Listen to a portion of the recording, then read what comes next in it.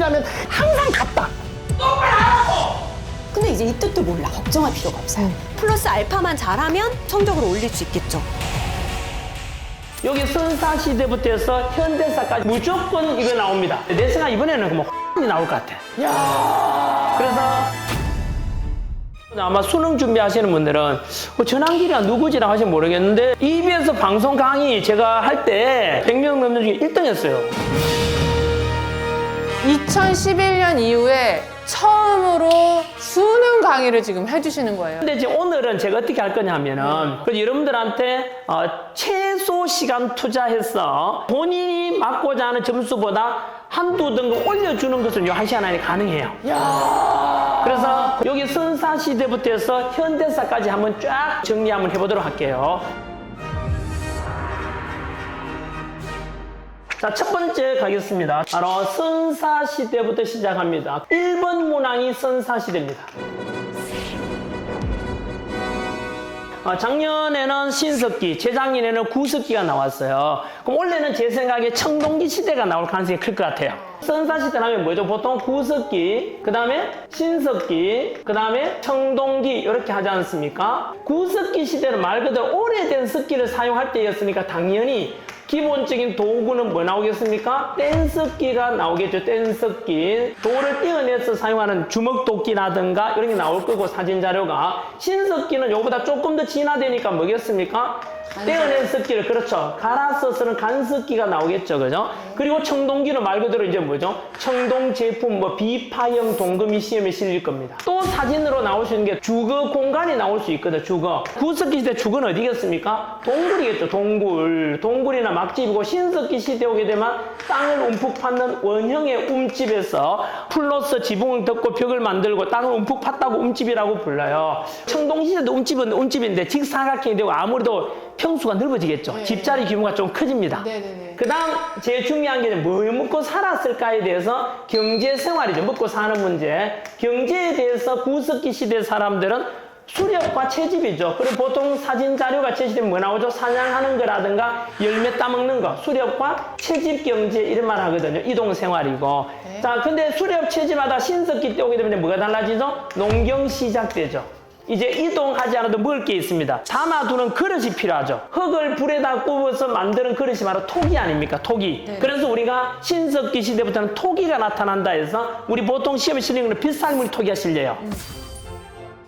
청동기 시대는 분명히 아마 이번 시험에 청동금이 나올 겁니다. 비파형 동금. 비파 악기를 닮았는데 비파형 동금 나오면 청동기 시대구나 이렇게 생각하면 될 겁니다. 거기다가 청동기 시대 오게 되면 벼농사가 시작돼요. 그러면은 본격적인 농경이 생기면서 잉여 농산물이 생겨요. 네. 잉여 농산물이 생기는 순간 인류 문명사에 뭐가 발생할까요? 내거 사유재산이 발생하죠. 네. 사유재산이 발생한 것 동시에 계급이 발생합니다. 구석기, 신석기까지는 평등 사회였고 청동기 시대에 와서 계급이 발생하고 그 계급 발생 증거가 시험에 뭐 실릴까요? 고인돌이 실립니다. 고인돌이 뭔 계급하고 관련이 있어요? 고인돌은 사진 많이 봤죠? 말 그대로 돌을 고인 거예요. 덮개돌이 있거든요. 덮개돌이 수십 톨이 되는 것도 있잖아요. 당연히 이 고인돌 무덤을 사용했는 주인공은 병민이 아니라 덮개도 얹어줄 수 있는 수십 명의 노동력 부릴 수 있는 지배층의 무덤이에요. 그래서 고인돌은 청동기 시대 대표 무덤인과 동시에 계급 발생의 증거다 이렇게 된 거예요. 네. 됐습니까? 자, 선사시대 이렇게 했고요. 자, 선사시대 우리나라 최초 국가 바로 고조선이 생기잖아요. 자, 고조선에 대해서는 EBS 교재도 그렇고 교과서에도 분량이 작아요. 자료는 뭐가 실리냐면 고조선의 8조 근법 들어봤습니까? 줄여서 8조법이라고 하죠. 8조법 중에서 오늘날 3개 조항이 전해지거든요. 사람을 죽인 자는 즉시 죽인다. 남의 물건 훔친 자는 노비로 삼고 남에게 상처 입힌 자는 곡시로 갚는다. 3개 조항 거기 실리고 고조선을 물으셨을 겁니다. 아니면 우리가 알고 있는 단군 신화 있죠. 환인의 아들 환웅이 있었다. 그 쑥하고 마늘 먹고 참았던 곰이 여자가 된 게 웅녀. 이렇게 해서 태어난 아이가 단군 왕금, 고조선을 세운 인물. 이렇게 사료가 제시될 수 있고 이제 고조선 다음 국가가 뭐죠? 바로 초기 여러 나라거든요. 고조선 다음이 바로 삼국시대는 아니고요. 그 사이에 들어가는 고조선 다음으로 가장 오래된 나라가 부여라는 나라입니다. 부여. 지도 하나 그려볼까요? 요 지도 한 장으로 끝내겠습니다. 자, 보세요. 부여라는 나라는 만주 지역에서 성장했어요. 부여에 있던 주몽이 내려와서 뭘 세웠다고요? 바로 압록강 유역에 세운 나라가 고구려입니다. 고구려는 우리가 정복지향적이고 굉장히 웅장하고 이런 게 있죠. 왜 그럴까요? 지리적으로 이 지역은 산악지대였죠. 개마고원도 일부 포함되어 있고 해서 당연히 먹을 게 없으니까 이제 남의 걸 뺏어 먹어 살니까 정복지향적이 되고 경제도 농경이 아니라 약탈 경제가 되는 거고 그러다 보니까 기질이 강해져 가지고 부여도 결국은 나중에 고구려가 먹잖아요. 그 다음 고구려 옆에 보면 또 요 옆에 있는 또 두 나라가 있어요. 바로 요게 옥저 민며느리제라는 결혼풍습 제도가 있고 여기는 동예라는 나라. 옛날 예맥이라고 했는데 그냥 동예, 동쪽에는 예라 동예라 부르고 그 남쪽에는 우리 사만시대 이런 말 들어봤지 않습니까? 백제에 합병되는 마한, 그리고 신라가 되는 진한, 그리고 가야가 되는 변한에서 사만이라죠. 마한, 진한, 변한. 요즘에 철 생산이 많았다. 이번 나올 겁니다. 어디죠? 철은 녹슬고 변하죠. 그래서 변한이 바로 철입니다. 철은 변한다. 이렇게 하면 돼요. 철은 변한다. 출제자 의도가 뭐겠어요? 이 나라들은 특징 비교해서 나올 건데 하나씩만 딱 이야기했죠. 부여라는 나라는 만주지역. 만주지역에는 뭐가 많죠? 말 키우고 소 키우다 보니까 관직 이름도 마가, 우가, 저가, 구가여서 말, 소, 돼지, 개. 국방부 장관 개새끼. 그 다음에 교육부 장관이 돼지 새끼. 쌤 너무 천박하잖아요. 이거는 너무나 갖추기 중요했던 거죠. 그래서 족장 이름을 갖추기 이름을 썼던 거죠. 그 다음에 옥저와 동해는 늘 고구려한테 일찍 압박받아서 가장 초기 단계에서 망했습니다. 그 다음에 밑에 사만은 물을 중에 철 생산이 많았던 변화 이렇게 물을 겁니다. 자, 이제 드디어 삼국시대 본격적인 이제 아마 3번 문항이나 2번 문항이 될 건데요. 우리가 알고 있듯이 고구려, 백제, 신라에 뭘 묻느냐 하면은 분명히 전성기를 묻습니다. 한반도 중간에 한강이 있지 않습니까? 이 한강을 차지하는 나라가 항상 전성기가 되거든요. 백제는 이미 초기 때부터 한강 차지했으니까 백제가 제일 먼저 전성기가 되겠죠. 4세기 때 우리가 알고 있는 무슨 왕? 근초고왕 때 전성기가 됩니다. 왜냐하면 중국과도 교역하기 쉬웠고 서해안을 통해서 한강 유역에 비옥한 땅. 그럼 여러분 5세기 때 가면 고구려의 불세출의 영웅이 탄생하잖아요. 누구죠? 만주벌판 날려라 광개토대왕 나오지 않습니까? 그 아들이 바로 장수왕이지요. 이 장수왕 때 한강을 차지하게 되고 완전히 백제는 한강을 뺏기고 백제는 수도를 옮깁니다. 한성, 우리 흔히 하남 위례성에 도읍했다가 백제는 오늘날 공주죠. 웅진으로 도망갑니다. 장수왕한테 쫓겨서. 그리고 그 뒤에 가서 성왕 때 사비, 오늘날 부여로 또 천도하게 되죠. 그럼 스님, 6세기 때는 누가 전성기가 돼요? 6세기 때 고구려로부터 한강을 또 뺐습니다. 누가? 진흥 왕이죠. 많이 들어봤죠? 근데 신라는 요 진흥왕이 시험에 나올 수도 있고 6세기 바로 앞에 보면 법흥왕이 있었거든. 법을 흥하게 한다라는 뜻을 갖지만 실제로는 불법을 흥하게 해서 불교가 공인되고 요 법흥왕 앞에가 지정왕이라고 들어봤습니까? 지정왕. 이사부 장군을 통해서 우상국 합변왕이 바로 지정왕이에요. 그래서 요 3명 왕이다. 6세기. 어떤 게 나올지 모르겠어요. 아마 진흥왕 나올 것 같고요. 자, 그리고 이제 북국시대라고 부르거든요. 남쪽에 통일신라, 북쪽에는 망해버렸던 고구려 유민들이 발해를 세웠죠. 그래서 남북국시대라고 이야기를 해요. 자, 여기서는 되게 중요한데요. 한 문항 나올 거거든요. 통일신라를 묻게 되면은 원래 삼국통일하는 과정에 전쟁터에서 이제 누비는 왕이 우리 흔히 알고 있는 바로 김춘추, 무열왕도 있고 또 김춘추 아들 문무왕, 문과 무를 겸비한 문무왕은 삼국통일을 완성했고 그리고 그 문무왕 아들이 이제 통일된 신라를 전성기 반열에 올려놔요. 신문왕입니다. 신문왕. 신문왕은 뭐 우리 알고 있는 업적으로서는 노급 폐지, 관료전 지급하고 또 가문사도 만들고. 선생님 그럼 발해는요? 발해는 딴 거 묻는 게 아니고 이래 묻더라고. 두 해 연속 그대로 나오는데 발해는 어느 왕 업적보다는 이거 어느 나라냐만 물어요. 바다 중국 동쪽에 있는 성한나라 해동성국에서 PC방 이름이 아니고요. 발해를 가리키는 별칭이 되는데요. 이 해동성국에 대해서 중앙 조직이 뭐냐? 당나라 거 모방해서 삼성육부체제다 뭐 이런 게 나왔고 그 다음에는 지방 조직이 나왔더라고. 지방 조직이 바로 5경 15부 62주 행정구역을 말합니다. 통일신라 발해까지 끝났고요. 그러다가 이제 신라 말기에 가면은 이제 신라가 망해갑니다. 혼란기에 접어들잖아요. 그때 이제 지방에서 새로운 지배 세력 호족이 등장합니다. 호족 중에 한 사람인 왕건이 바로 드디어 고려를 세우게 되는 것이지요. 물론 이 와중에서 신라 말기에 가면은 후삼국 시대라고 들어봤지 않습니까? 신라는 이제 다시 경상도 지역으로 찌그러지고 견훤이 후백제를 세웠고 전라도 지역에서 그리고 북쪽에는 궁예가 후구구를 세웠죠. 그리고 궁예가 워낙 포악하고 그래서 백성들한테 민심을 이반해서 결국은 궁예 밑에 있던 왕건이 고려를 세우게 되잖아요. 결국은 누가 통일했다? 왕건이 결국은 후삼국을 통일해서 고려 시대가 되는 거죠.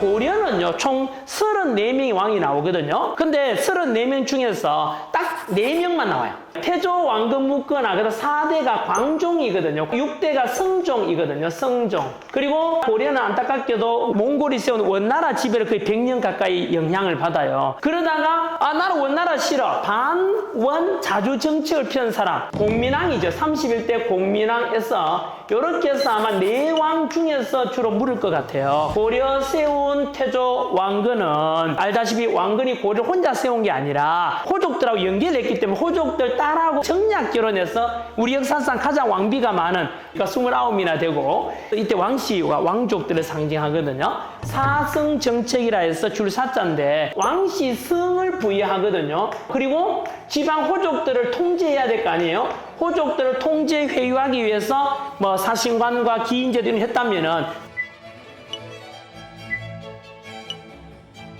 내 생각 이번에 뭐가 실리느냐 하면, 새로 왕조 세웠으니까 이제 내가 세운 이 고려라는 나라는 이렇게 이끌어갔으면 좋겠다라고 해서 국가 경영 10가지 기준을 정하는데, 그게 바로 훈요 10조죠. 훈, 가르친다는 겁니다. 요약해서 가르치겠다. 누구한테? 내 후대 왕들, 자손들이요. 예를 들면 일제에 뭐 이 고려 건국 부처님 덕분이니까 불교 국가라는 걸 선포해버렸어요. 그게 5년이 500년 갑니다. 그리고 두 번째는 도선대사가 바로 모든 템플을 세웠으니까 함부로 제가 하지 마라. 그리고 그 다음 왕 후계자는 장남에게 일단 우선으로 하라. 요거 실리면은 왕건이구나 생각하면 돼요.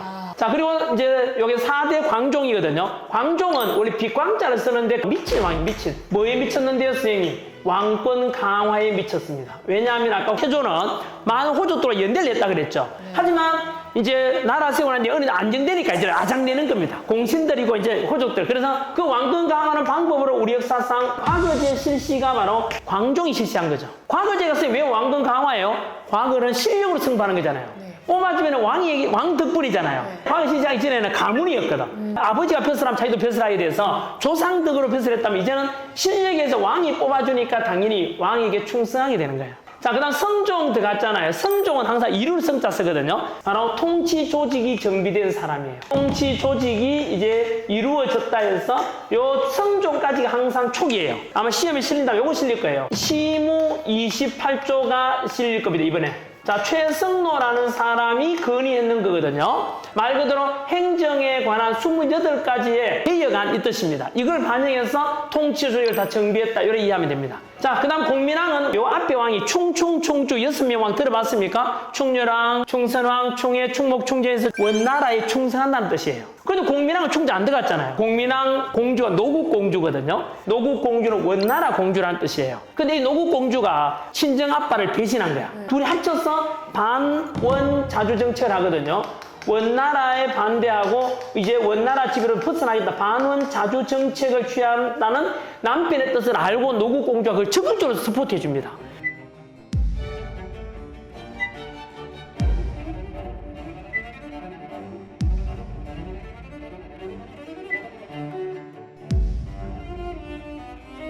고려는 중간에 무신들을 차별하는 바람에 무신정변이 있었어요. 정중부에 난 들어봤죠? 무신정변이 있어서 우리나라 100년간 무인시대가 있었어요. 그리고 또 하나 실수인 게 뭐냐면은 고려는 대외관계사가 되게 재밌어요. 고려시대 때는 우리나라 쳐들어온 민족이 5개나 바뀌어요. 제일 먼저 쳐들어온 게 거란이 제일 먼저 쳐들어와요.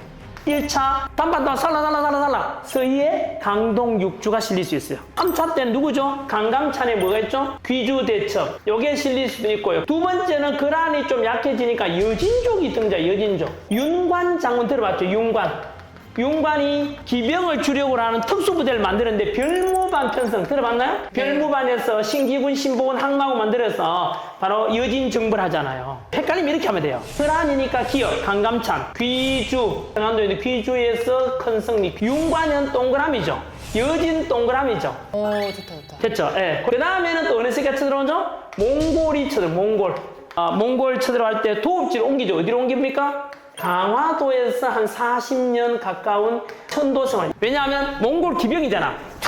오는데 강화도는 갯벌을 지나야 되잖아. 몽골 기병이 못 오는 거야. 그 다음에 몽골이 약해지니까 이번에는 또 쪽발이 새끼리 쳐들어오거든요. 왜구라죠, 왜구. 그리고 먼 나라 몽골이 약해진 틈을 타서 홍건적, 머리에 빨간 수건을 썼다고 홍건적이 또 쳐들어와요. 자, 그래서 고려시대 때는 5개 민족이 바꿔 쳐들어오잖아. 그란, 여진, 몽골, 홍건적, 왜구까지. 그래서 홍건적 왜구물이 치면서 최영 장군, 이승계 이런 사람 나오잖아요. 그래서 이승계가 결국 여기에서 국민적인 스타가 돼가지고 조선을 세우게 되는 거예요. 네. 자, 조선까지 왔네요.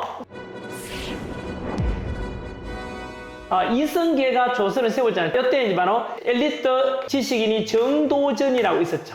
네. 정도전이 브레인 역할에서 이승계를 왕으로 초대하고 조선이라는 작품을 만들게 된 거예요. 2대 정종, 3대 태종 이방원. 업적이 뭘까요? 왕권 강화입니다. 이방원은 정몽주도 죽였잖아요. 고려 왕조 유지하자니까 마음에 안 들어 죽여버리고, 이때 또 누구 죽였죠? 정도전을 또 죽였던 겁니다. 그리고 그 아들 4대, 흔히 말하는 세종대왕 이도조. 지난해 뭐 나온지 알아? 야, 이게 우리 수능 한국사의 수준이야. 다음 주에 세종의 업적을 찾아라. 훈민정음 반포.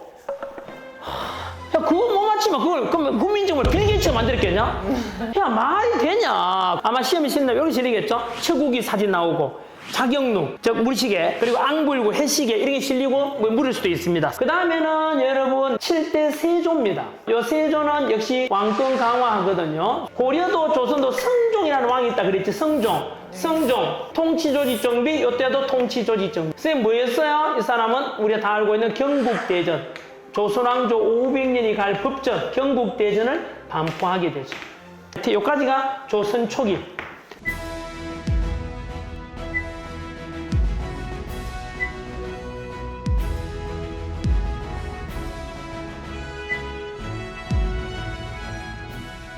성종 아들이 누군지 아세요? 16세기 때 연산군이에요. 연산군 때 무오사화, 갑자사화가 있는데, 사화가 뭐냐 하면은 아까 이 정도전이 이승계와 함께 조선 세웠던 걸 우리 여러분 아시잖아요. 그런데 이 정도전을 비롯한 이런 세력들을 걸어서 공운운자, 예구자, 옛날에 공운이 있는 사람들도 훈구파라고 부르거든. 그 훈구파들이 15세기 때 권력을 다 잡았던 거야. 이까지, 성종까지. 그런데 이제 고려 조선 건국을 반대했던 사람들도 있겠죠. 길재라는 사람이 있어. 그 사람은 고향으로 내려가거든. 고향으로 내려가서 후진양승해. 후진양승해서 그들이 과거 시험 쳐서 열심히 공부해서 올라오는 거야. 그들을 걸어서 우리가 선비사자 써서 뭐라 하죠? 살인파라고 불러요. 살인파. 선비가 숲을 이루어서 올라오는 게 바로 살인파가 되거든. 이렇게 해서 살인파가 드디어 성종 때부터 등장 시작해. 그러면 이제 당연히 훈구파는 자기 권력을 유지하기 위해서 살인파들을 죽여야 되겠지. 그래서 살인들이 많이 화를 입고 죽어가게 되는 게 사화예요. 그래서 16세기 때는 무오사화, 갑자사화, 그 다음에 기묘사화, 을사사화 해가지고 사화가 4번 일어나요. 4대 사화를 겪어서 무오사화, 갑자, 기묘, 을사사화 때 졸라 많이 죽어갔다고 살인파들이. 막 죽였는데 살인파들은 보약을 먹었어. 죽어도 계속해서 올라오거든? 왜요? 바로 서원을 만들었어, 이때. 교육기관. 공부 졸라 해가지고 계속해서 과거시험 쳐가지고 계속해서 올라오는 거야, 죽어도. 결국은 16세기 말에 가서 요 선조 때 가면은 보약 먹은 살인파들이 결국은 훈구파를 제압하고 권력을 잡게 돼요. 이제부터 300년간 살인 세상이 오는 거야. 이제 살인 짓고 나고 나면 자기들끼리 또 싸운다? 살인밖에 나뉘어서 싸우는 걸 뭐라 하는지 알아? 친구끼리는 의리가 있어야 된다. 붕우, 유신 이런 말 하잖아요. 친구끼리 당파 이룬다고 붕당이라고, 붕당. 이때부터 당파 싸움에서 붕당 정치가 나오게 되는 거야. 조선 후기 때는 200년간. 동인당이다, 서인. 그리고 동인은 다시 또 남인, 북이 갈라지고, 서인은 다시 노론, 소론. 이렇게 해서 이제 당파 싸움이 이제부터 나오는 거야. 조선 건국 이승계잖아. 희한하게도 200년 만에 이러고 있을 때가 아니다. 임진왜란 태제예요. 이번 시험도 나왔었죠. 임진왜란. 내 생각 이번에는 뭐 호란이 나올 것 같아. 요거 외자가 일본 외자죠. 외놈 할 때 외자라면은 선조 다음이 이제 광해 때거든. 광해 다음이 이제 인조 때거든. 인조 때 바로 호란이 2번 일어나요. 호자가 오랑캐 호자거든요. 여진족이 세운, 오랑캐가 세운 나라가 쳐들어왔다. 난이죠. 그래서 정묘호란, 병자호란 1, 일어나게 됩니다. 그 뒤로 이제 보세요. 붕당 정치가 너무 심하잖아. 야, 당파 싸움 너무 심하니까 나는 어느 당도 편들지 않고 골고루 인재등용하고 싶어. 그걸 바로 탕평이라고 해요. 탕평. 그 대표 사람 누구죠? 바로 영조와 정조. 지난해도 나왔었지요? 영조하면은 뭐 탕평비 세우고 뭐 탕평채 장냐 그런 내용들이 나오고 19세기 때 왕들은 세도 정치인데 요 세도 정치 때 왕건 추락하고 안동 김씨 세도 가문들이 이제 권력을 잡지 않습니까? 왕마저도 무시하고 자기 마음대로 막 행하던 거예요. 그래서 이시 왕족들이 빡쳐가지고 드디어 내 아들을 왕 만들게 되는 게 이하응, 흥선대원군. 그 아들 고종이 왕되고 이 고종 12살에 왕되니까 흥선대원군이 10년간 섭정할 때 경복궁 만든 거예요. 재건. 원래 경복궁은 정도전 이때 다 만들었는데 임진왜란때 불탔다가 지금 우리 경복궁은 이때만.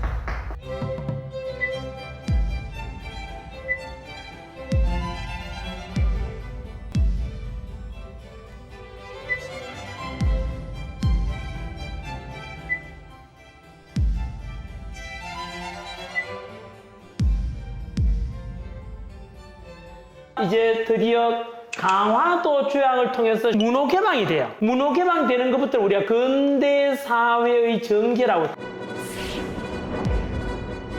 그래서 이제부터는 뭐가 추인되죠? 개항과 개화 정책이 추인됩니다. 이 개화 정책 하다가 브레이크가 딱 걸리거든. 신식군대 우대하니까 나는 구식군대로서 반란 일으켜버리죠. 이모군란이라고 불러요. 한마디로 구식군대들은 옛날로 돌아가겠다 해서 반란 일으킨 거예요. 2년 뒤에는 답신 정변 들어봤죠? 김옥균과 같은 급진 개화파라 불리는 사람들은 일본의 메이유신을 모델로 근대화하자는 거예요. 성공했을까요? 또 실패했어요. 보수 세력에 의해서 실패 진압되고 그리고 나서 이제 10년 뒤 1894년이 되겠죠. 동학농민운동에서 전봉준이 나오겠죠. 전봉준이 주도해서 우리 녹두꽃이라고도 있었죠. 녹두 그죠? 그다음 갑오개혁 들어봤습니까? 제도적 근대화에서 갑오개혁에서 그러다가 이제 청일전쟁이 터집니다. 자 여러분 청일전쟁 누가 승리하죠? 일본이 승리하게 되죠. 그러면서 이제 우리 역사상 청은 사라집니다. 요 세 개가 다 같은 연도에 일어나거든요. 통학농민운동, 갑오개혁, 청일전쟁.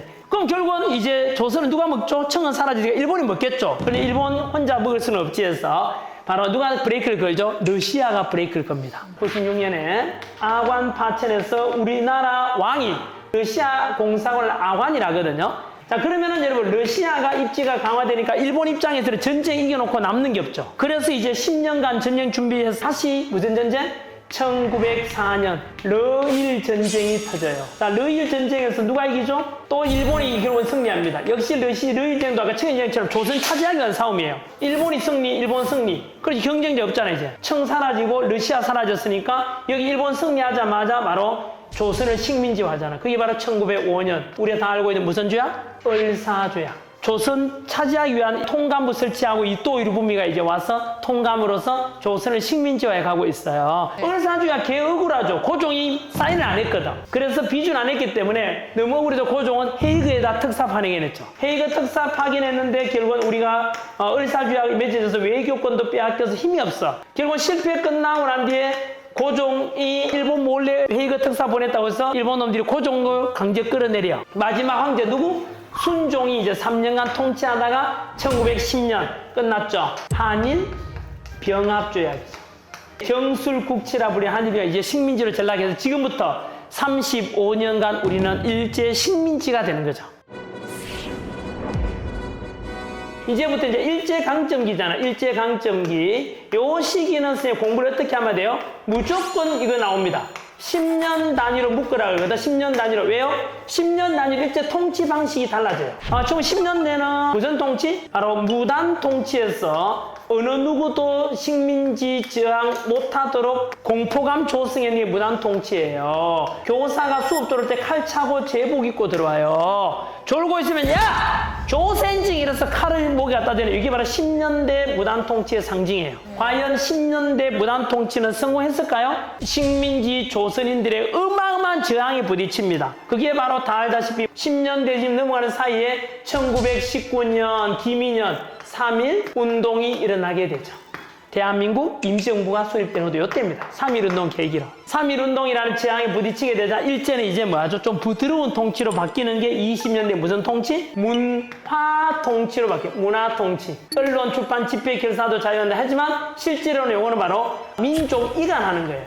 친일파 본격 양성하고 그러다가 바로 29년에 가면 일본 경제가 나락으로 떨어지거든.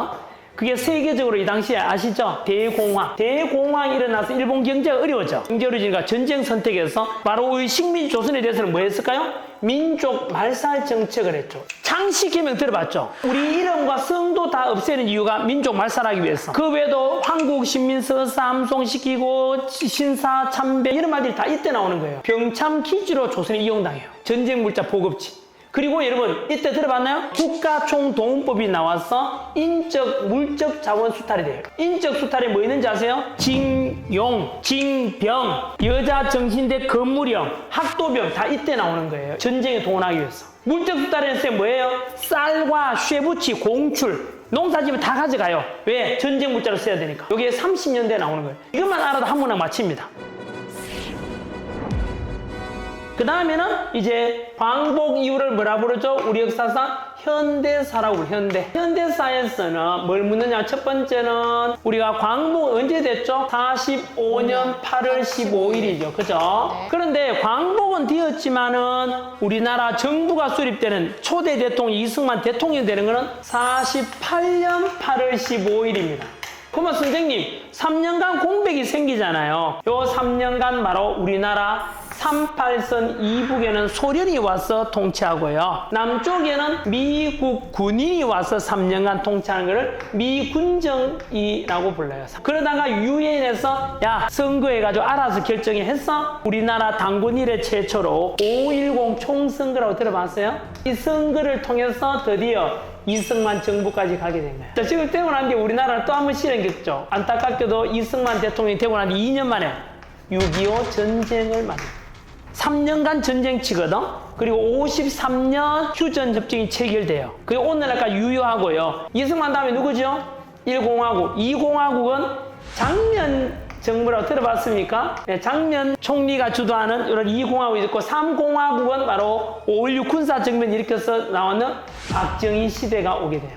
박정희가 통치하다가 대통령 2번 해먹고 3번 해먹고 나니 이제 유신을 선포해서 독재로 가요. 그때 이제 제4공화국이라 하고요. 그 다음에 이제 전두환, 12.12 사태 일으켜서 권력을 잡는 전두환이가 나오게 되고요. 전두환 다음 대통령이 누구죠? 노태우가 나오는데 시험에 이거 나올 거거든. 언니 보세요. 여기 마지막입니다. 이제 20번 문항. 이승만 대통령이 3번 하다가 4번 해먹으려고 부정선거 저지른 게 3.15 부정선거예요. 그리고 국민들이 저항했잖아요. 여기 바로 4.19 혁명이에요.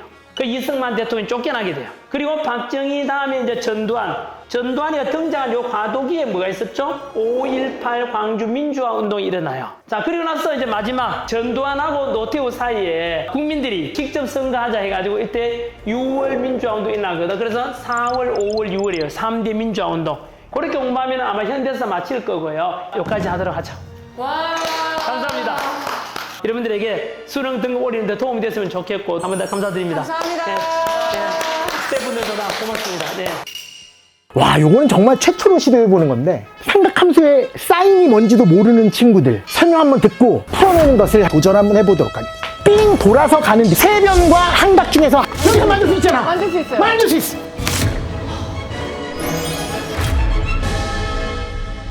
천재가 되자 천재가 되자